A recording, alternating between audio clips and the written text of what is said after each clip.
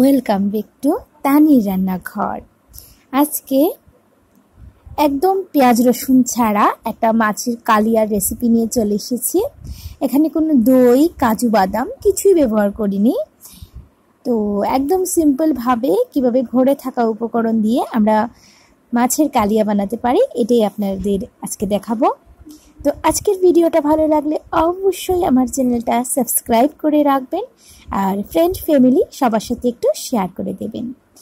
তার জন্য প্রথমে প্যানটা বসিয়ে নিয়েছি। প্যানের মধ্যে এবার দিয়ে দেব আমি এখানে দেখুন, এখানে ফিশটা যে ভিজে রেখেছিলাম ওই মাছটা দিয়ে আমি আজকে মাছের কালিয়া বানাবো। তার জন্য ওই তেলটা দিয়ে দিলাম। এখানে দিয়ে দিচ্ছি কালো জিরে, যেহেতু আমি আজকে পেঁয়াজ রসুন ছাড়া বানাবো। কালো জিরাটা একটু ফুটে উঠবে, তারপরে আমরা ব্যবহার করব দুটো তেজপাতা। এবার 10 সেকেন্ডের মতো একটু নেড়ে নেব।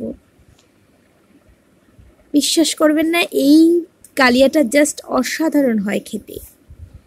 এখানে দিচ্ছি দুটো টমেটো পেস্ট করে রেখেছিলাম আর ফ্লেভারের জন্য দুটা কাঁচা লঙ্কা দিয়েছিলাম, একসাথে পেস্ট করে রেখেছি। এবার এটা দিয়ে কিছু সময় একটু ভেজে নিতে হবে।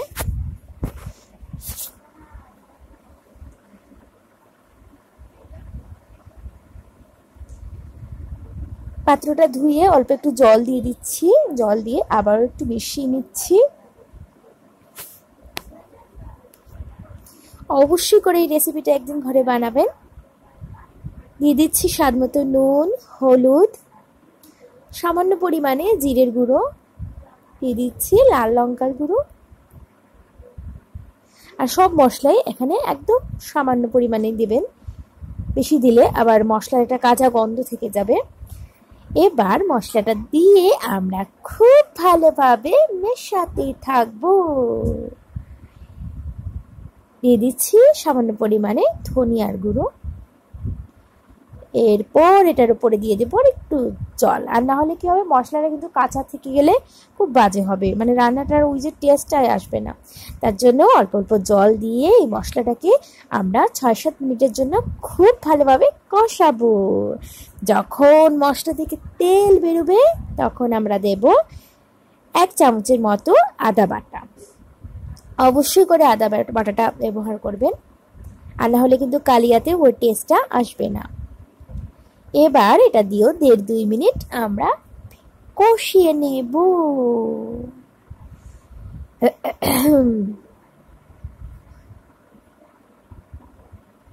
একটু মিশিয়ে নিচ্ছি, দেখুন।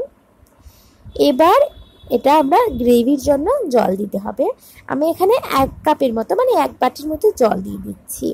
যেহেতু মাছের কালিয়া একদম পাতলা হবে না, যেভাবে গ্রেভি থাকে ঘন ঘন এই রকমই রাখবো। এটাকে একটু মিশিয়ে দিচ্ছি খুব ভালোভাবে। এবার এটা জাল হবে, জাল উঠবে।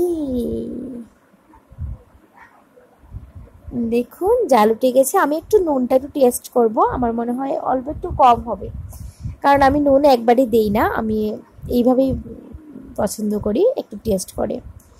অল্প একটু নুন দিয়ে দিলাম। এখন দিয়ে দেব আগে থেকে ভেজে রাখা মাছগুলোকে আমি নুন, হলুদ, লঙ্কার গুঁড়ো দিয়ে খুব ভালোভাবে তেলে ফ্রাই করে রেখেছিলাম। এবার এগুলো দিয়ে দেব। এগুলো দিয়ে ঢেকে রেখে দেব 3 মিনিটের জন্য। তবে আমি ভুলে গিয়েছিলাম, আমি 4-5টা কাঁচা লঙ্কা দেব। আমি আবার একটু খুলে কাঁচা লঙ্কাটা দিয়ে আবার এটাকে চাপা দিয়ে রেখে দেব কিছু সময়ের জন্য। অবশ্যই মাঝে মধ্যে একটু নাড়া দেবেন, যদি আবার জলটা শুকিয়ে যায় পুরো রান্নাটাই নষ্ট হয়ে যাবে।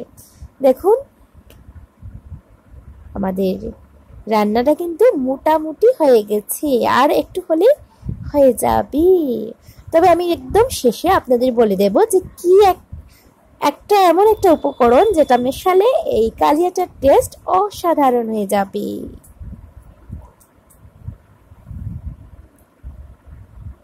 একটু উল্টে পাল্টে দিচ্ছি মাছগুলো। দেখুন তৈরি হয়ে গেল অসাধারণ স্বাদের মাছের কালিয়া। আমি পরিবেশন করে নিয়েছি। তবে বললাম যে যেটা স্বাদ বাড়বে, এমনিতেই দারুণ হয়েছে খেতে। আর যদি যারা ধনেপাতা পছন্দ করেন, অপর থেকে অল্প একটু ধনেপাতা কুচি দিয়ে দেবেন। আজকের ভিডিওটা যদি আপনাদের ভালো লেগে থাকে অবশ্যই একটা লাইক দেবেন, আমার চ্যানেলটা সাবস্ক্রাইব করে রাখবেন, আর ফ্রেন্ড ফ্যামিলি সবার মধ্যে একটু শেয়ার করে দিবেন। আবার নতুন রেসিপির সাথে চলে আসবো। সবাই খুব ভালো থাকবেন। টাটা।